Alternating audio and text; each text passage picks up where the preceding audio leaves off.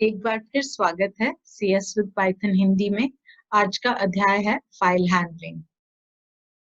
इसको करेंगे हम दो भाग में।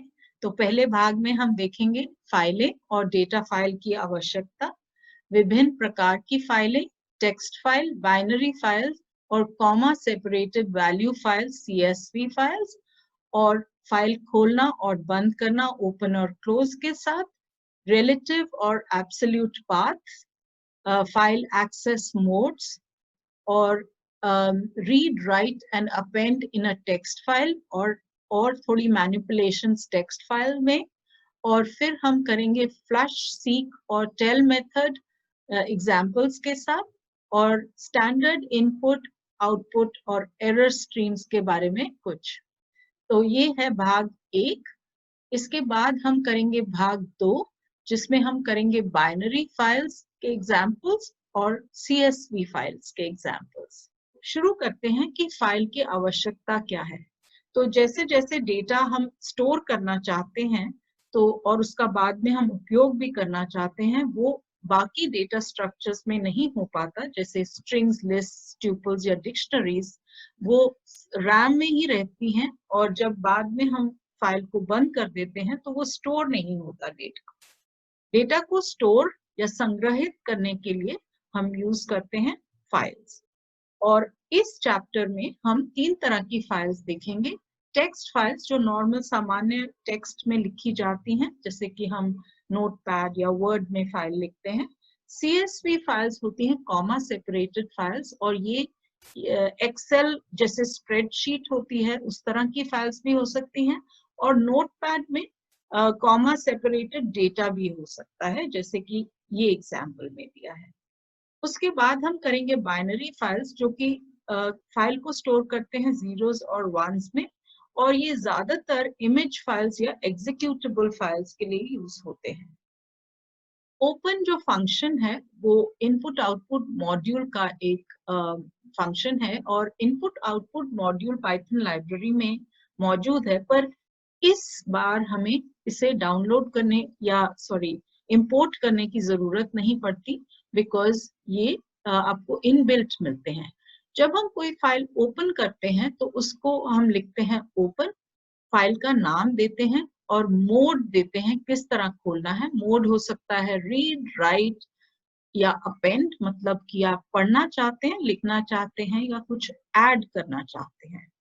ये बाकी जो आप देख रहे हैं सारे, ये सब यूज नहीं होते क्योंकि ये बाय डिफॉल्ट सेट हो जाते हैं, और ज्यादातर हम इनको यूज नहीं करेंगे, एक्सेप्ट न्यू लाइन हम यूज करेंगे CSV में। कई बार ये दिया जाता है कि टेक्स्ट फाइल में आप एनकोडिंग यूज करिए UTF-8, बट अभी के लिए हम वो नहीं देख रहे हैं। फाइल को ओपन करने के लिए हम देते हैं एक फाइल हैंडल, जिसको हम कोई भी वेरिएबल नेम दे सकते हैं, और इक्वल टू ओपन फाइल का नाम और comma mode is equal to.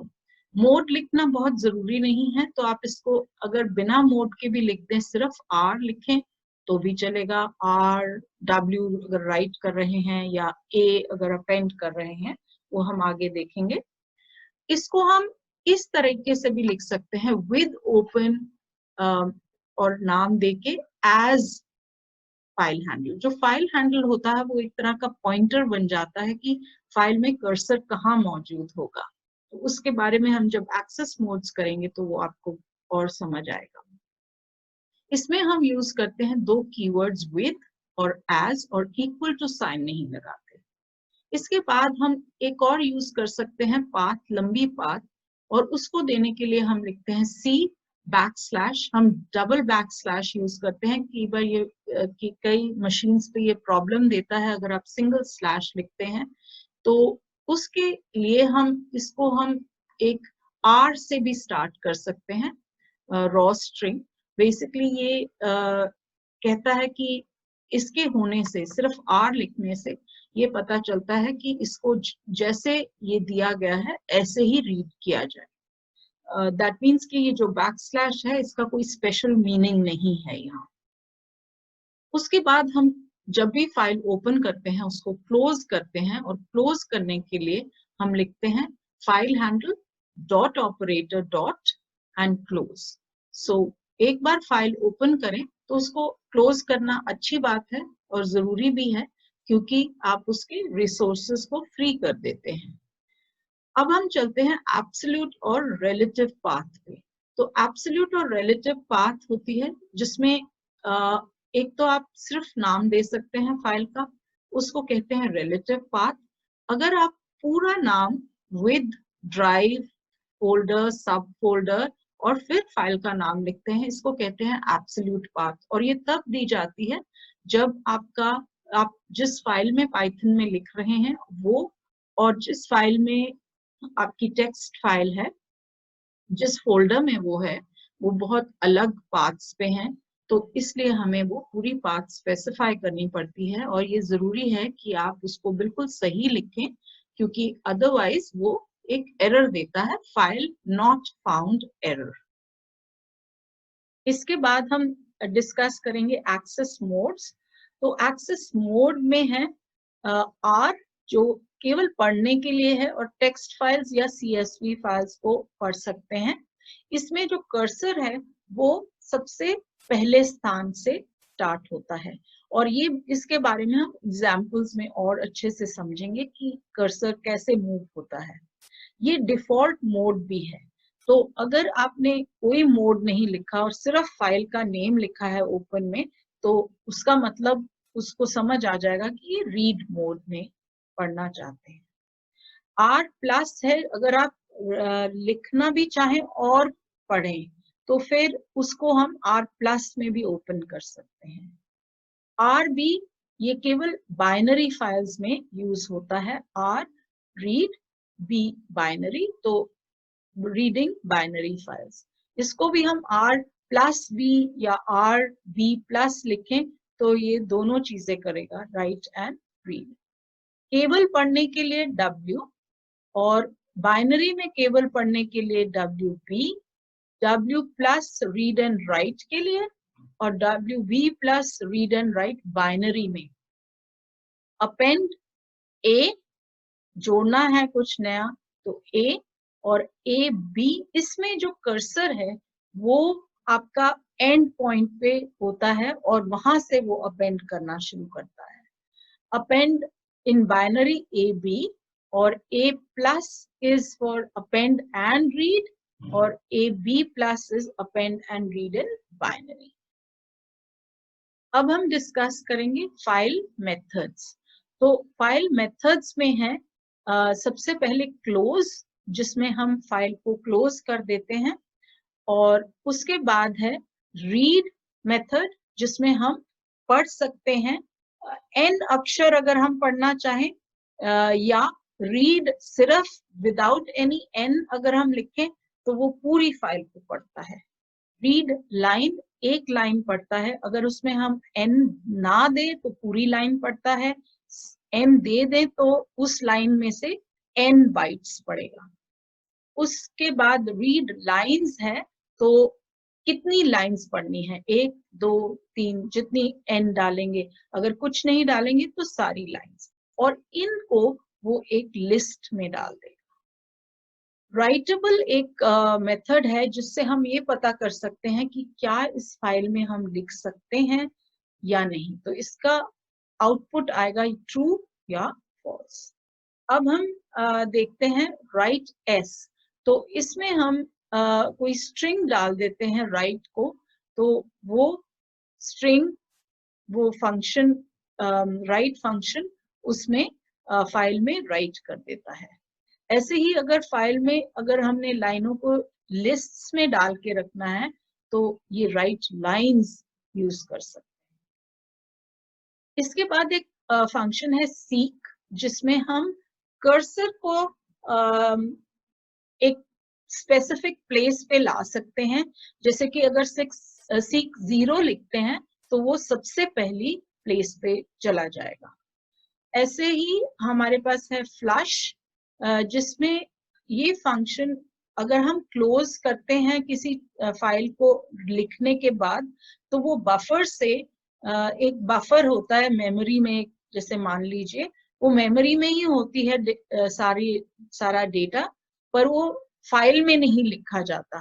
तो उसके लिए हम अगर फाइल क्लोज कर दें तो भी लिखा जाएगा, या अगर हम क्लोज ना करना चाहें तो फाइल ऑब्जेक्ट डॉट फ्लश लिख दे, तो वो जो सारा मेमोरी में था वो फाइल में लिखा जाएगा।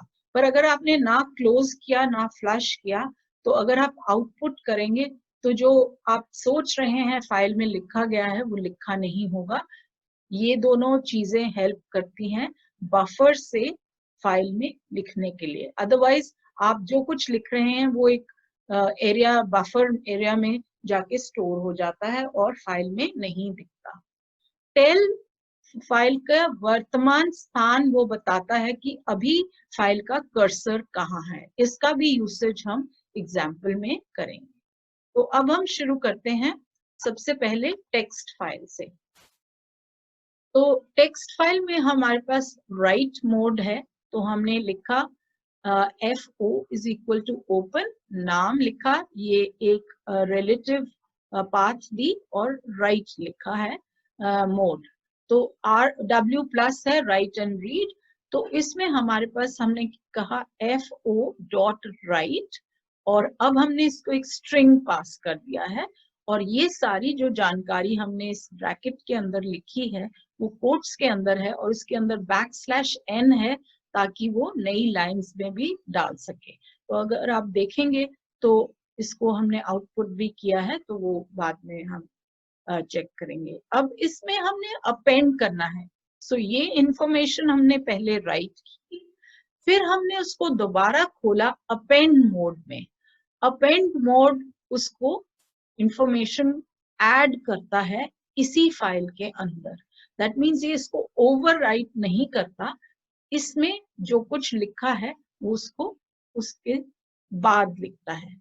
जबकि अगर मैंने इसको यहाँ पे एक की जगह W लिखा होता तो फिर ये जो पहले वाला रिटर्न है ये सारा मिट जाता, और ये जो बाद की इंफॉर्मेशन है ये उसके ऊपर इसको राइट कर देता। तो अगर हम अपेंड नहीं करते तो जो हमने पहले लिखा होता है वो उसको ओवरराइट कर देता है, और फिर आपका जो पहले वाला डेटा है वो सारा खत्म हो जाता है। अब हम चलते हैं रीड मोड पे। अब हमने ओपन करी दोबारा रीड मोड में, और अब हमने यूज किया फंक्शन रीड। सो पहले दो में हमने यूज किया फंक्शन राइट, अब हमने यूज किया रीड विदाउट एनीथिंग। तो अगर हमने विदाउट एनीथिंग किया है दैट मीन्स हम इसमें पूरी फाइल को स्टोर कर रहे हैं। और अब हम इसका चेक करना चाहते हैं length of this file.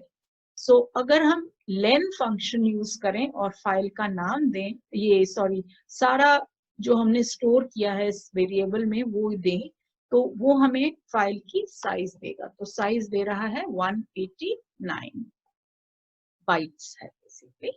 And then we से सीक 0। अब सीक 0 इसलिए किया क्योंकि इसने रीड किया था फाइल को, तो कर्सर आ गया था एंड में।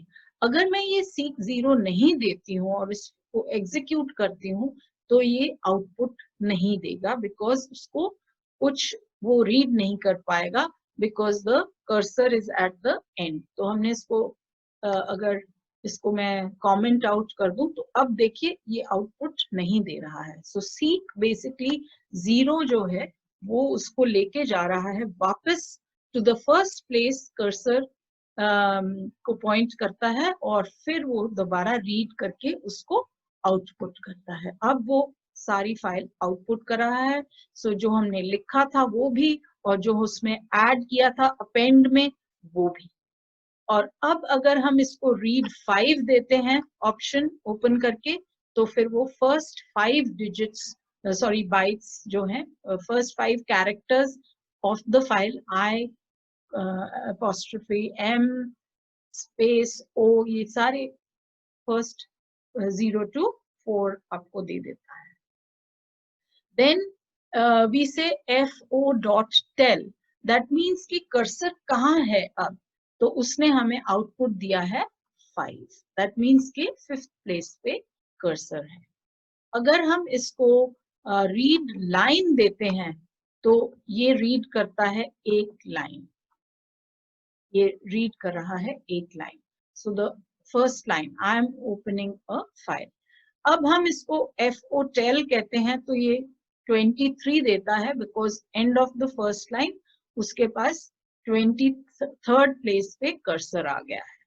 अब हम FO.seek 0 लेके आते हैं फर्स्ट प्लेस पे। अगर हम इसको नहीं लाएंगे तो ये सेकेंड लाइन से अब हमें आउटपुट देगा। अब हम इसको कह रहे हैं रीड लाइन FO.seek 0 के बाद, और अब वो हमें आउटपुट दे रहा है सारी फाइल एक लिस्ट के रूप में। सो हर लाइन को वो एक एलिमेंट मान के इस लिस्ट में ऐड कर रहा है। अब हम करेंगे एक example, manipulating data in a text file.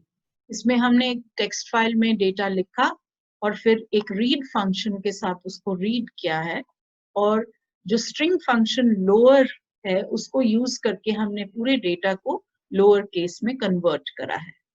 तो उसको हम एक फॉर लूप में रीड करते हैं हर कैरेक्टर को x in read data. So read data, अब पूरा डेटा जो फाइल का है वो लोअर केस में है और उसको हम एक एक करके रीड कर रहे हैं, और हम चेक कर रहे हैं कि वो अल्फाबेट AEIOU तो नहीं है, दैट मीन्स वावल तो नहीं है, और अगर है तो उसको हम एक काउंटर यूज कर रहे हैं जिसको हमने यहाँ पे इनिशियलाइज किया काउंटर 0, और उसको हम ऐड करते हैं हर बार जब वावल है। तो अल्टीमेटली ये जब खत्म होता है फॉर लूप उसको हम प्रिंट करते हैं काउंटर को, और वो हमें बताता है नंबर ऑफ वावल्स। उसके बाद हमने इस डेटा को सेम डेटा को रीड डेटा जो हमारे पास वेरिएबल है जिसमें हमने स्टोर किया है डेटा, उसको हम यूज करते हैं स्प्लिट फंक्शन, जो कि पूरे डेटा को एक लिस्ट ऑफ वर्ड्स बना देता है। सारी हर एक वर्ड जो है वो एक अलग एलिमेंट बन जाता है, और हम यूज करते हैं लेन फंक्शन जिसमें हम उस लिस्ट का नंबर ऑफ वर्ड्स ढूंढ सकते हैं। तो ये एक अच्छा तरीका है मैनिपुलेट करने का डेटा को, ताकि आप उसको वर्ड्स में कन्वर्ट कर सकते हैं और उन वर्ड्स के साथ आप अलग अलग फंक्शंस यूज कर सकते हैं। यहाँ पे हमने काउंट किया है, फिर हमने हर वर्ड को एंड में उसके एक हैश टैग लगा दिया है। तो अगर आप देखें तो आउटपुट में ये पूरे डेटा को हैशटैग के साथ उसने ऐड कर दिया है हर वर्ड को, और नंबर ऑफ वर्ड्स इज 61, ये भी आउटपुट किया है। उसके बाद हम इस पूरे डेटा को अगर चाहें तो अपर केस में कन्वर्ट कर सकते हैं, सेम वेरिएबल के साथ डॉट अपर यूज करें। सो ये अलग अलग आप function, string functions, list functions use कर सकते हैं टू मैनिपुलेट डेटा। इसके बाद हम करते हैं स्टैंडर्ड इनपुट, स्टैंडर्ड आउटपुट और स्टैंडर्ड एरर स्ट्रीम्स। तो शुरू में कंप्यूटर्स में जब हार्डवेयर के साथ कनेक्शन करना होता था, कीबोर्ड या मॉनिटर, तो ये बहुत मुश्किल होता था, और हर हार्डवेयर, हर ब्रांड के हार्डवेयर के साथ ये डिफरेंट होता था। पर विद टाइम ये जो 3 स्ट्रीम्स हैं इन्होंने हेल्प किया है कि आपको ये नहीं पता लगता कि आप कैसे हार्डवेयर के साथ कनेक्ट कर रहे हैं, ये एक तरह की आपको एब्स्ट्रैक्शन दे देते हैं।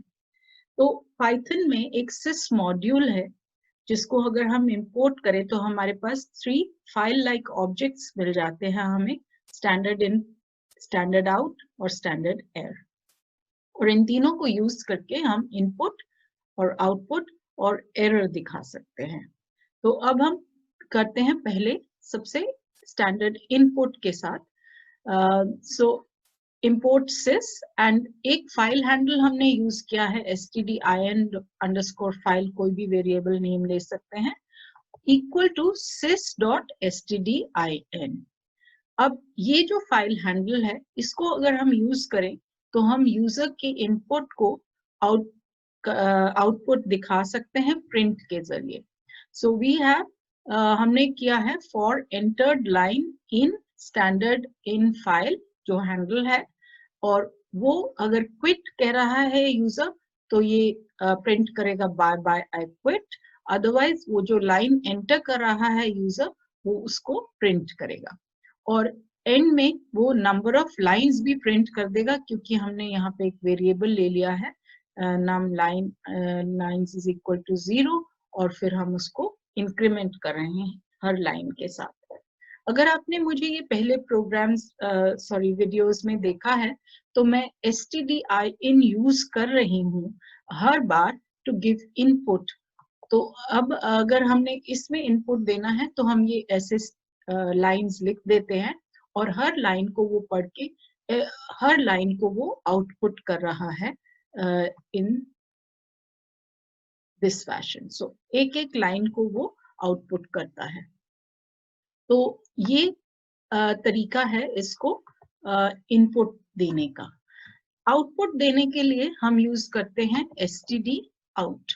तो again import sys std out file is कोई भी हम ले सकते हैं इसका वेरिएबल। सो इसको हम यूज करके आपको जो भी आउटपुट करना है, सो इसमें हमने एक लिस्ट ले ली है जिसमें हमने 3 स्ट्रिंग्स लिए हैं, और हम उसको हर लाइन को आउटपुट कर रहे हैं std अंडरस्कोर फाइल जो हमने हैंडल यूज किया है std out के लिए, उसको यूज करके हम हर लाइन को प्रिंट कर रहे हैं। तो ये है std out। और अगर हमने एरर करना है, जो कि std out की तरह ही चलता है बिल्कुल वैसे ही, पर अगर हम उसको डाल देते हैं एक ट्राई एंड एक्सेप्ट में डीबगिंग के लिए, तो वो उसके अंदर जो आउटपुट आएगा वो एरर दिखाएगा। अब हम इसमें यूज कर रहे हैं 2 file handles, std out file and std underscore file, और ये दोनों इन sys.std out sys.std air दोनों के हैंडल्स हैं।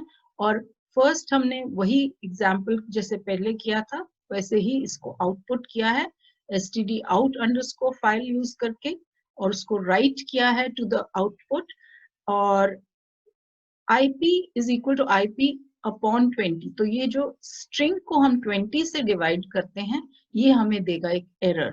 तो इसलिए ये हर बार जब हम लाइन प्रिंट करते हैं उसके साथ ही ये एरर जनरेट कर रहा है। तो इस तरह हम कर सकते हैं std in, std out और std er। तो ये था भाग 1 जिसमें हमने की text files read, right and append, और उनमें यूज किए फ्लश, सीक और टेल फंक्शंस, कुछ मैनिपुलेशंस की लिस्ट और स्ट्रिंग फंक्शंस के साथ, और उसके बाद हमने किए स्टैंडर्ड इनपुट, स्टैंडर्ड आउटपुट और स्टैंडर्ड एरर स्ट्रीम के प्रोग्राम्स। अगले भाग में हम करेंगे बाइनरी और CSV फाइल्स।